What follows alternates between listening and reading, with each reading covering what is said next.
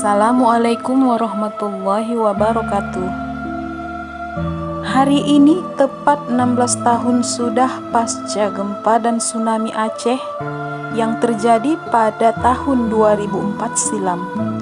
Peristiwa dahsyat yang menelan sekitar 160.000 korban jiwa tersebut telah mencatat sejarah sebagai bencana alam yang paling mematikan dalam satu abad terakhir.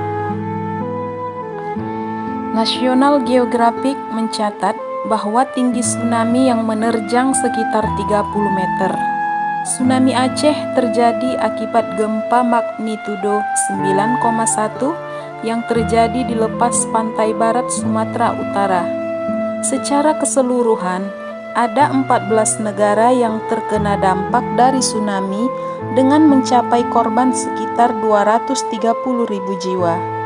Pemerintah Aceh menetapkan 26 Desember sebagai hari libur daerah. Peristiwa ini tentunya meninggalkan duka yang amat mendalam untuk kita semua, terutama para korban. Namun, setelah 16 tahun sejak tsunami melanda, Aceh dan sekitarnya terus berbenah. Semua wilayah, baik di kota dan pedesaan, sudah tertata. Begitu juga dengan semua infrastruktur yang ada. Mereka terus bergerak dan bangkit untuk menata kehidupan yang lebih baik lagi. Di balik peristiwa gempa dan tsunami yang melanda Aceh dan tempat-tempat lainnya, terselip beberapa fakta unik yang kami akan rangkum di antaranya. Pertama, Masjid Raya Baitur Rahman tetap kokoh saat terjangan tsunami. Masjid Baitur Rahman merupakan ikon dari kota Banda Aceh. Masjid ini merupakan pusat pembelajaran tempo dulu. Masjid ini dibangun pada masa Kesultanan Iskandar Muda pada tahun 1022 Hijriah atau tahun 1612 Masehi. Pada saat gempa dan tsunami menerjang Aceh, Masjid Baitur Rahman masih tetap tegak kokoh berdiri. Sementara bangunan di sekitarnya rata dengan tanah akibat bencana tersebut. Namun, keajaiban atas izin Allah mungkin telah terjadi, sehingga Masjid Baitur Rahman bisa tetap tegak berdiri dan menjadi saksi bisu akan kedahsyatan hempasan gelombang tsunami. Banyak para korban yang bisa selamat karena berlindung di masjid. Bahkan, beberapa dari mereka menuturkan bahwa air tsunami tersebut tidak mampu untuk melewati Masjid Baitur Rahman. Kedua, Martunis, bocah yang bertahan selama 21 hari. Martunis adalah seorang bocah yang selamat dari terjangan tsunami setelah terombang-ambing di lautan selama 21 hari. Pada saat gempa yang berkekuatan 9,1 skala Richter tersebut terjadi, Martunis sedang bermain sepak bola bersama dengan teman-temannya. Arus deras yang menghantam perkampungannya menyeret Martunis dan ia pun terpisah dari ibu dan juga ketiga saudaranya.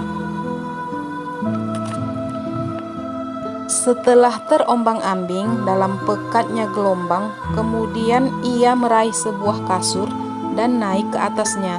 Kemudian pindah bergelantung pada sebatang pohon yang hanyut. Martunis bertahan hidup selama 21 hari dengan memungut makanan dan juga air mineral yang terseret oleh gelombang. Pada hari ke-21, dua orang pria yang sedang mencari keluarganya di daerah tersebut menemukan Martunis. Martunis pun langsung membuat wartawan dari Sky News yang kala itu sedang meliput bencana tsunami di kawasan Deah Raya. Saat itu Martunis juga sedang menggunakan kostum timnas Portugal bernomor punggung 10. Lantas ia pun dijuluki sebagai bocah ajaib. 3. Kubah penyelamat. Saksi bisu dari dahsyatnya terjangan tsunami yang melanda Aceh di kala itu adalah berpindahnya kubah masjid berbobot 80 ton di desa Gurah, Pekanbadak, Aceh Besar. Kubah yang kini dikenal dengan nama Masjid Al-Tsunami ini dulunya merupakan sebuah kubah dari sebuah masjid jamik di desa Lam Tengah, Pekanbadak, Aceh Besar.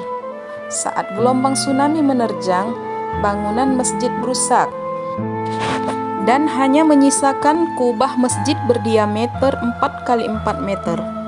Kubah tersebut terbawa arus sejauh 2,5 km dan terdampar di desa Gurah.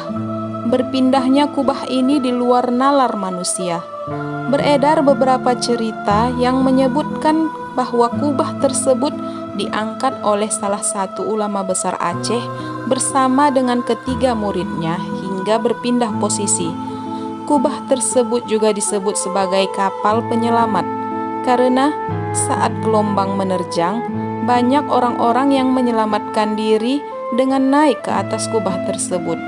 Warga juga menemukan beberapa kitab suci Al-Quran di sekitaran lokasi kubah. Saat ini, Al-Quran yang telah hancur tersebut disatukan dalam sebuah wadah kaca. 4. Kapal apung tsunami Aceh. Kapal PLTD Apung adalah merupakan salah satu situs tsunami yang paling terkenal di kota Banda Aceh. Ramai wisatawan yang ingin membuktikan langsung kedahsyatan ombak tsunami yang mampu menyeret kapal seberat 2.600 ton dari laut ke darat sejauh 4 km. Sebelum tsunami, kapal tersebut bersandar di pelabuhan Ulele. Lokasi kapal ini sekarang berada di daerah Gampong Punge, Belangcut, Banda Aceh. Menjadi saksi bisu sejarah, kapal ini kemudian menjadi monumen peringatan tsunami. Sejak April 2012, area ini dipagari besi setinggi 1,5 meter. Beberapa fasilitas ditambah seperti jembatan, prasasti, dan ruang dokumentasi. Di bagian paling atas, terdapat jam bundar yang merujuk angka 0755 WIB yang merupakan waktu terjadinya tsunami di kala itu. Di bagian bawah, berisi prasasti yang berisi nama-nama desa dan juga korban jiwa. Kelima, Museum Tsunami Aceh. Museum Tsunami Aceh dibangun untuk mengenang bencana gempa dan tsunami Aceh pada tahun 2004 silam. Museum ini juga menyimpan berbagai bukti kedahsyatan tsunami serta sebagai pusat pendidikan dan juga tempat perlindungan darurat ketika tsunami terjadi. Salah satu tempat yang menarik perhatian para pengunjung adalah Sumur Doa, sebuah ruangan dengan nama-nama korban tsunami yang tertulis rapi pada dinding dan juga langit-langit, serta kaligrafi asma Allah pada puncaknya. Museum Tsunami didesain oleh Ridwan Kamil selaku mantan wali kota Bandung yang memenangkan sayembara yang diselenggarakan oleh Badan Rehabilitasi dan Rekonstruksi Aceh Nias pada Agustus 2007. Jika dilihat dari atas, museum tersebut merefleksikan gelombang tsunami. Namun, jika dilihat dari bawah atau tampak depan, Bangunan tersebut seperti sebuah kapal penyelamat dengan geladak yang luas.